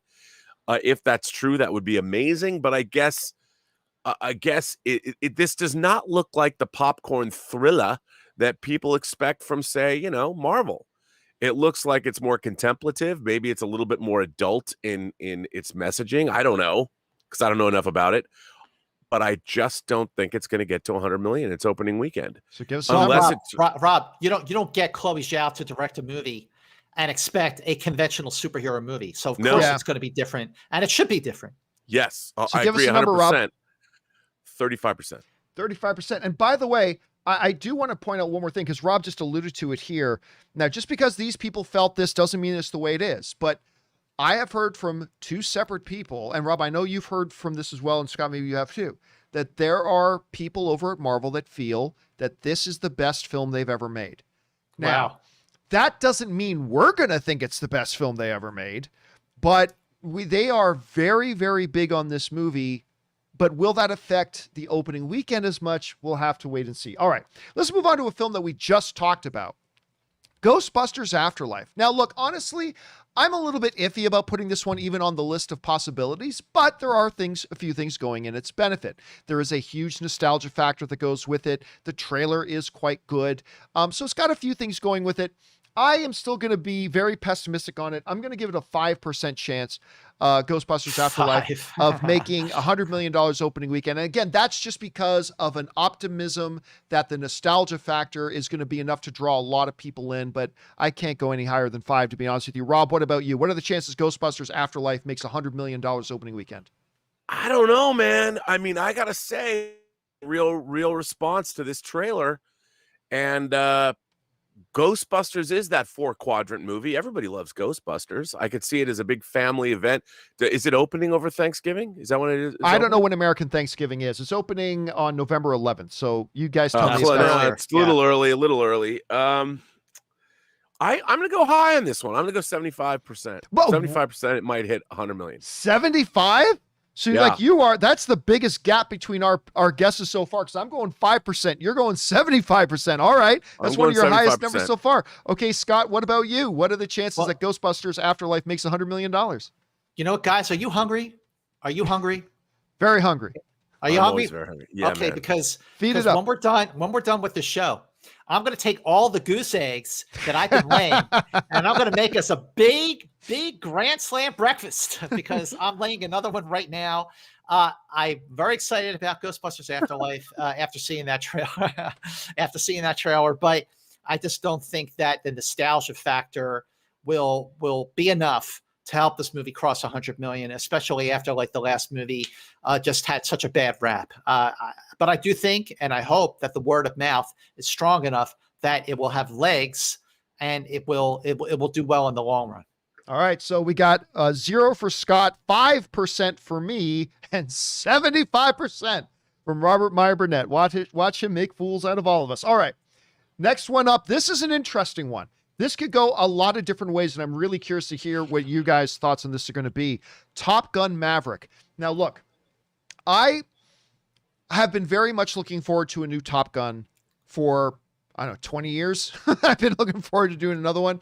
But for a long time since they announced this, I felt like there's a big part of me that thought this is too little too late. Like way too late. But listen, there's no denying. Every time I've been in a movie theater where a Top Gun Maverick trailer has played, the audience has cheered. Agreed. And that's at least 3 times I've been in theaters where a Top Gun Maverick trailer plays and the whole audience cheered. And I'm like sitting there looking around going, really? Okay. So you know what? I would have said before, a few months ago, if you asked me, I would have said maybe 15%, but I'm going to go 50. Like, it just seems there's a bigger hunger for this movie than I originally thought there would be. Now, here's the interesting things, guys. Normally, it's the hardcore inner circle cinephile fans, people who make and watch shows like this one, that get more enthusiastic for things, and maybe the general audience isn't as enthusiastic. This might be a little bit of reverse. I don't sense a tremendous amount of enthusiasm among the small 5% group. But amongst that 95% group, which makes up the vast majority of the people who go to the theaters, I'm sensing a lot more enthusiasm than I thought. So I'm going to go with a strong 50. Scott, I don't know, a Top Gun Maverick. Does everybody feel the need for speed? What is it going to be? Will it make $100 million? Well, let's put it this way, John. If there's anybody who's going to bring people back to the movies, it's going to be Tom Cruise. Tom Cruise makes great movies. He makes big blockbusters. The commitment that he gives to his movies, especially like the Mission Impossible movies. I mean, those movies, with the exception of Mission Impossible 2, those movies keep getting better and better, which is amazing for a franchise, for a film franchise that has been around now for 25 years. But Top Gun Maverick, like you're talking about reprising a character that helped make the original movie Top Gun the highest grossing film of 1986, 35 years ago. And I'm with you, John. Every time I've seen Top Gun in theaters, the trailer for Maverick, the reaction is like people are really, really, really pumped to see Top Gun. And I think that if there's any movie that we've discussed so far up to this point that has the best chance of crossing $100 million because it's Tom Cruise and because it's Top Gun and Maverick, I'm going 75% with this. 75%. So Rob, I've got it at 50. Scott is bringing in at 75%. What are the chances this thing gets us to the $100 million mark on opening weekend? I don't think it's going to. All right. Okay. No. Okay. I would say this. You know what? I want to see this movie so damn bad. And again, I always forget it's coming out because it seems like it's the movie that we've been waiting for the longest. And what doesn't look good about it? I mean, everything that I would say about this, I think honestly that it probably of all the movies has the best chance of getting there because, again, it is a franchise that you say the words in the title and it just puts a smile on your face. You can't not say Top Gun and you cannot say Top Gun Maverick without a party in your mouth. I'm telling you, you can't, because who doesn't like Top Gun? Right. I don't think anybody doesn't like Top Gun. I think that Top Gun is a movie that is fairly timeless. I mean, sure, it might be a little jingoistic these days, but who cares? It's got Tom Cruise, it's got Anthony Edwards, it's got Meg Ryan, it's got No One Loses That Love and Feeling, Kelly McGillis, Tom Skerritt, Michael Ironside. Michael Ironside, and it's got Michael the incredible Ironside. Harold Faltermeyer score. You know, the Top Gun anthem. It's got motorcycles. There's nothing about this movie. Beach volleyball. The most homoerotic beach volleyball scene ever shot. I mean, and all those dudes are just they're beautiful men. Crash and burn, Mav. You know, come on. You know what? I'm gonna go with 100%. This movie's gonna make 100% gonna make $100 million. 100%. 100%. By the way, can I throw one thing here too? Is that first of all, the moment you're in the theater, right, today, the trailer for Top Gun's about to play, the screen is still black, and all you hear is that gong. Gong. And then the notes, and everybody gets excited. But I'll say this about Top Gun. Whenever I think of Top Gun, I think of this. One of my all-time, I think, most underrated, underappreciated comedies ever made was the Daryl Hannah, Steve Martin, Roxanne, which was a North American kind of modern, quote unquote, modern take on the Cyrano de Bergerac story. And the guy who played Slider, Iceman's co-pilot, he was the main male lead star besides Martin Short, or besides Steve Martin in Roxanne. And it's the only time I've ever seen Slider from Top Gun in something else. I don't ever recall seeing him in anything else other than Roxanne. God, I now that I'm thinking about that movie, I got to go watch it again. I love that movie. Anyway, so we got 50% from me, 75% from Scott, and 100% from Robert. Okay, this is one I wasn't going to put on the list, but the reaction to the trailer has been really good. There's a new Disney animated film called Encanto coming out. Now, Lin-Manuel Miranda is doing the music for it. It was a charming trailer. I didn't personally love it, but a lot of people liked it, and here's the reality. You're heading into the Christmas season. It is a family animated film. You got the music of Lin-Manuel Miranda, which didn't help In the Heights all that much, but although that movie was absolutely brilliant. So I'm going to go with Encanto. You know what? Given the family dynamic of it, I'm going to give it a 10%. Still highly unlikely that it'll hit 100, but I'm going to give it a solid 10% because of the family nature of it. Rob, you saw the trailer for it. We talked about it not long ago. What do you think the chances are that this little family animated one can maybe meet that $100 million mark? I think it looks like it's going to be quite good, but again, I don't think it's got that box office it's not going to bring in. I don't think people are thinking, oh my gosh, I've got to go see that movie opening weekend. It looks amazing. I don't think it's got that kind of a story behind it, Right. And I think for animated movies to make that kind of money, this has got to be kids have to be tugging at their mom's dresses or their father's suits as they walk to work going, Dad, are we going to go see this movie tonight? Or Mom, when are we going to go see this movie? Can we go? Can we go now? Can we go? I don't think this movie has that. All right, give us a number. 25%. Nope, 20. Now 15. Okay, so you're going to go higher than me. 10. All right, now you're right at me. 20 to 15 to 10, but you're right at where I'm at, which is 10%. Scott, what's the chance that this little family animated going into the Christmas season can do it? It's gonna be a little family animated movie, and it's not even gonna have a shot of going past $100 million on opening weekend. 0. So you're going with another big goose egg for Scott on 0. So all of us are pretty pessimistic on that one.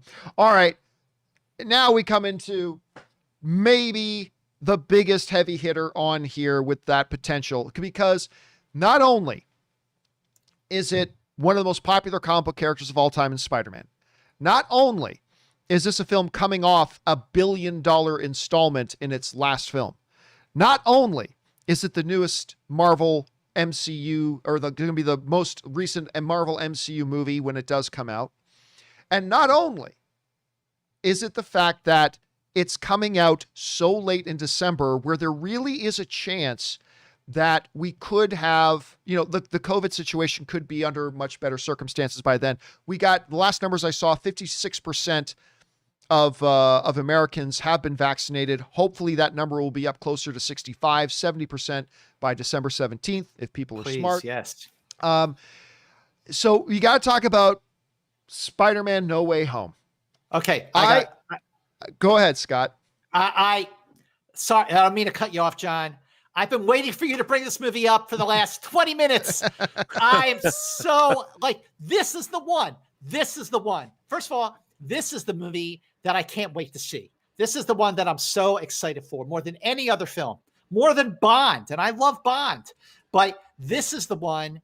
I've always been a big diehard Spider-Man fan all my life. I loved the last 2 Spider-Man movies. And I think John Watts returning to complete his trilogy with Spider-Man, which one is this? It's called No Way Home. No Way Home. Okay, No Way Home. So it opens on December 17th. Homecoming opened with $117 million domestically. Far From Home in 2019 opened with $93 million domestically. This one is opening during the Christmas holiday season.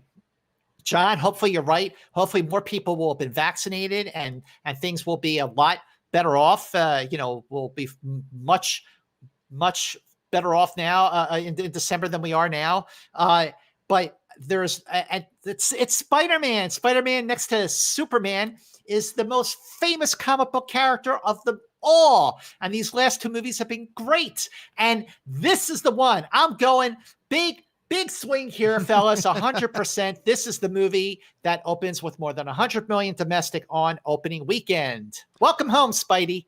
All right, 100%. And I can't go to 100%. And here's why I can't go to 100%. It's because of this.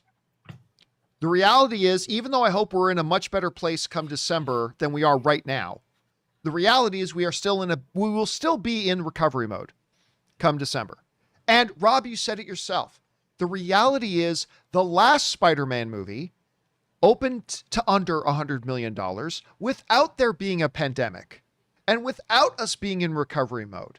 And it wasn't the first film. It was the second film. It was building off the success of the first one and actually had a smaller opening weekend, even though it went on to make more worldwide overall by the end of its run. It became, the latest, at the time when it was out, it was the latest member of the $1 billion club.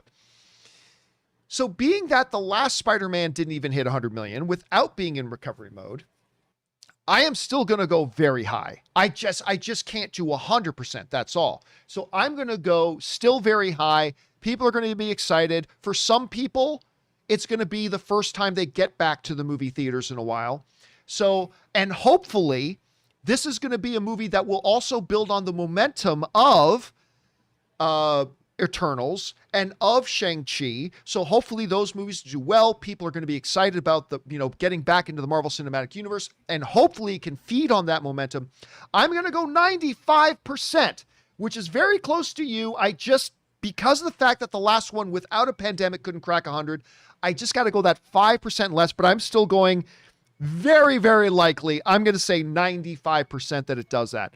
Rob, one more sure, thing I what's want to that? say before before you jump in, I just want to also say that you're talking about, I agree with you that Far From Home opened with less than Homecoming did, but if the rumors are true, and that this is a live action Spider-Verse movie that brings Tom Holland together with Andrew Garfield and Tobey Maguire. That's a big if, though. That's a big if. But if it does, all bets are off, my friend. All right, Rob, it's all yours. Well, I got to go with you on this one, Scott. I think that of all of the movies on this list, of all of them, even more so than Top Gun, to me, this movie is the one that is going to make $100 million. No question. Absolutely $100 million. And I was going to throw in what Scott just threw in. I mean, we know that Jamie Foxx is playing Electro. We know that Alfred Molina is coming back as Doc Ock. We've already seen J.K. Simmons as J. Jonah Jameson. Who knows what kind of multiverse time-space rip is happening in this movie? But even with what we already know, people are going to go bananas over this movie. This is the kind of movie that is a must-see cinematic event. I mean, look, I'd like to say that about Dune, but in terms of the world at large, this is the one movie that is going to bring people out because they're going to want to experience all this. I mean, this is the closest thing we're going to get to an on your left moment from Endgame. I think of all the movies that Marvel has put out, with the exception of Infinity War and the first Avengers and Endgame, if the rumors about this movie are true, I think people are going to go bananas over this movie. I agree. So and give us a number, Rob. 100%, 105%. As a matter of fact, boy. I'll go with the reactors on what the Stellan Skarsgård's submarine in Hunt for Red October, when he needs it to go over 100% on the reactors to get to the Red October. That's where I'm at on this. Can I push it? Can I do my extra credit algebra question, which gives me 103% on the test? Mathematically, that's not possible in this, but yeah, so we're all very, very bullish on this. You two are going 100. I'm going a touch more conservative, about 95, but again, that is the biggest number for all three of us so far on this list. All right, this leads us into the last one, and then we're going to talk just briefly, because we're going a bit overtime here, but we're going to talk briefly about which will be the first one to do it. But we can't ignore Matrix 4. Now, for me, Matrix 4, I'm not even excited about this movie. And I don't understand why people are. The reality is, as great as the first Matrix is, most people did not like Matrix 2, and I don't know anybody personally that liked Matrix 3. I liked Matrix 2 more than most people did, actually. But a lot of people didn't like Matrix 2. They didn't like Matrix 3. And quite frankly, the Wachowskis, they have not impressed me ever since. They also made one of the worst movies I've ever seen in my life with Jupiter Ascending.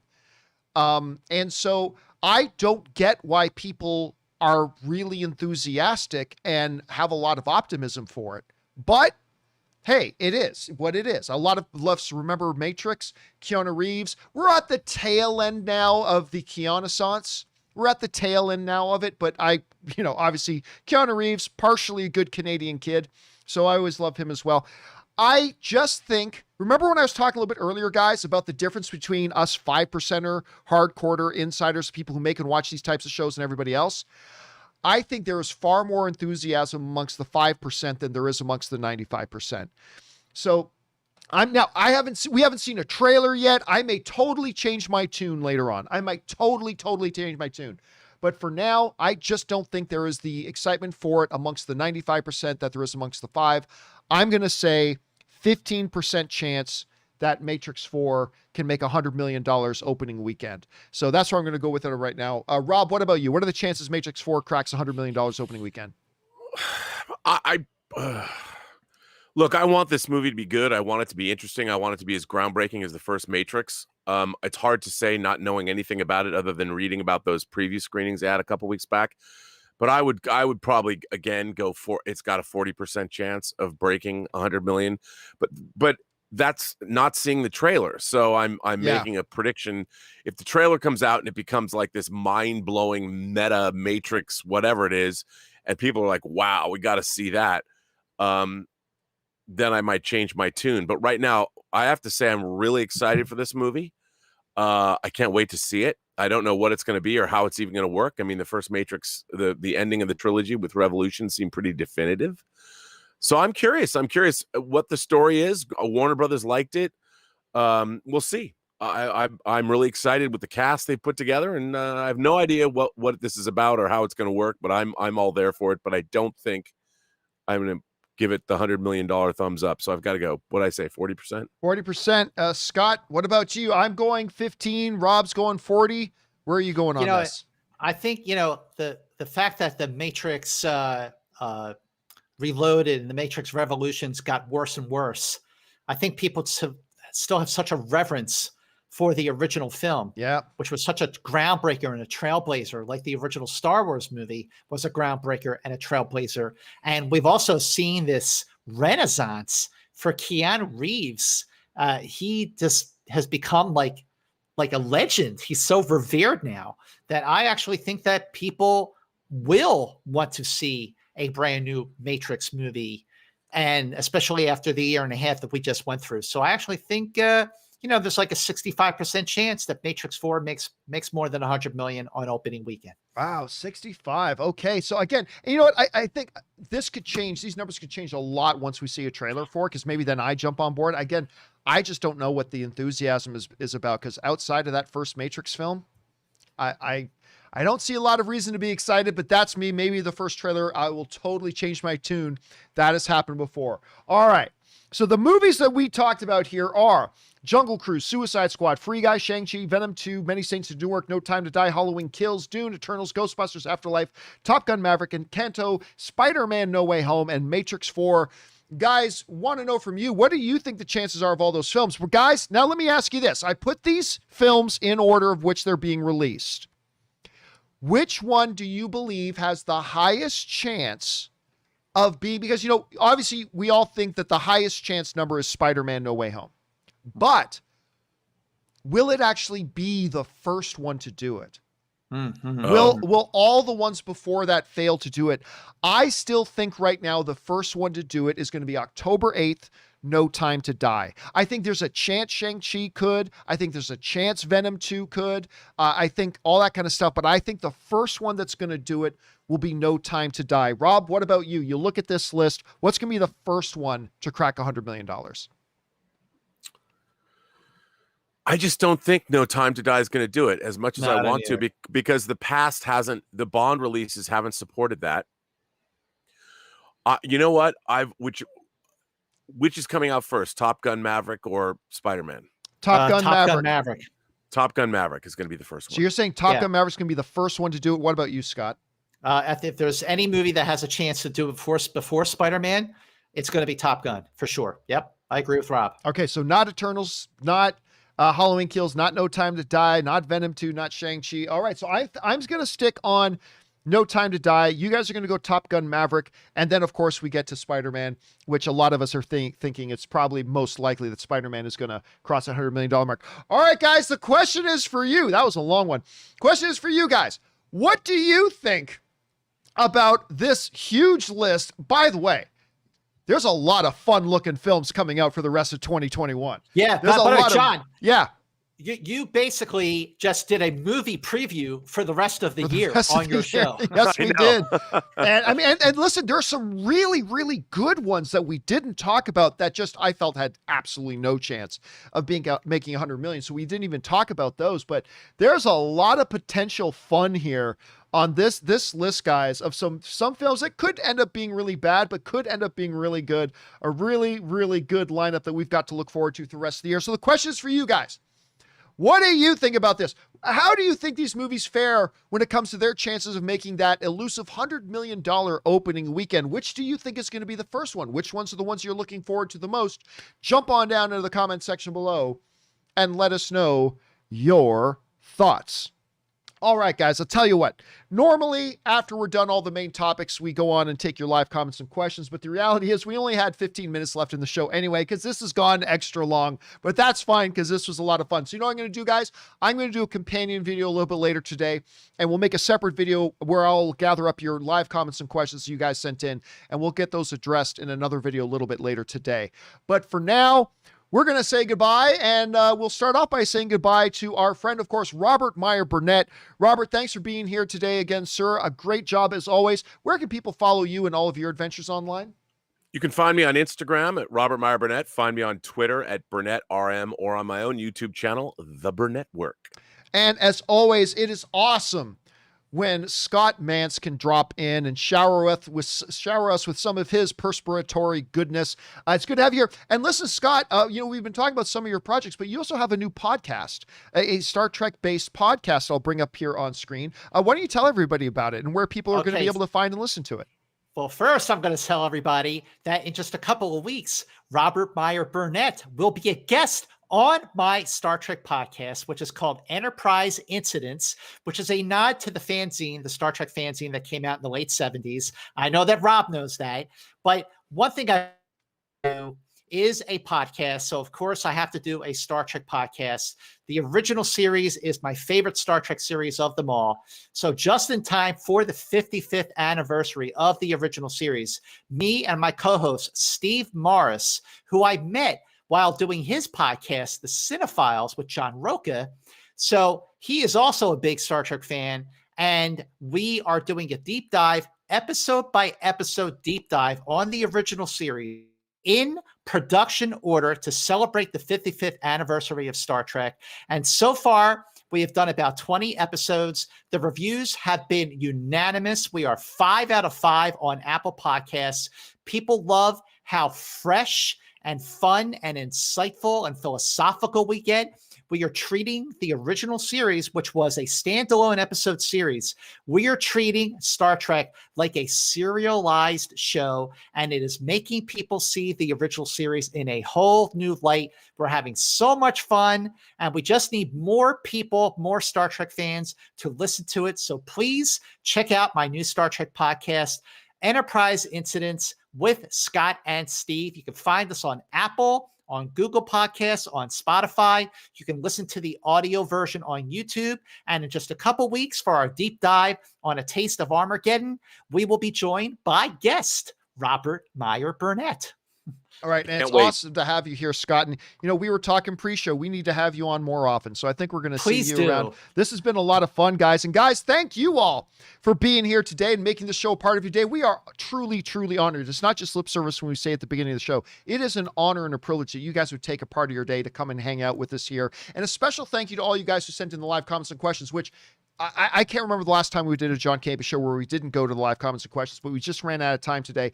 But guys, thank you for saying that, because you gave us a lot of fun things to talk about, which we'll cover in our companion video later. But you also all supported the channel at the same time. Speaking of which, Soul Brother Mark just sent in a super chat badge in the live chat. So thank you so much for that, Soul Brother Mac. I appreciate that, dude. And thank you to all of you for making the show a part of your day. Guys, remember, please do the 4 main things. Stay smart, stay safe, take care of yourselves, and take care of the people around you. We'll be back again tomorrow, and of course, a companion video a little bit later today. So thanks a lot for being here, guys. My name's John Campea, and until next time, my friends, bye-bye.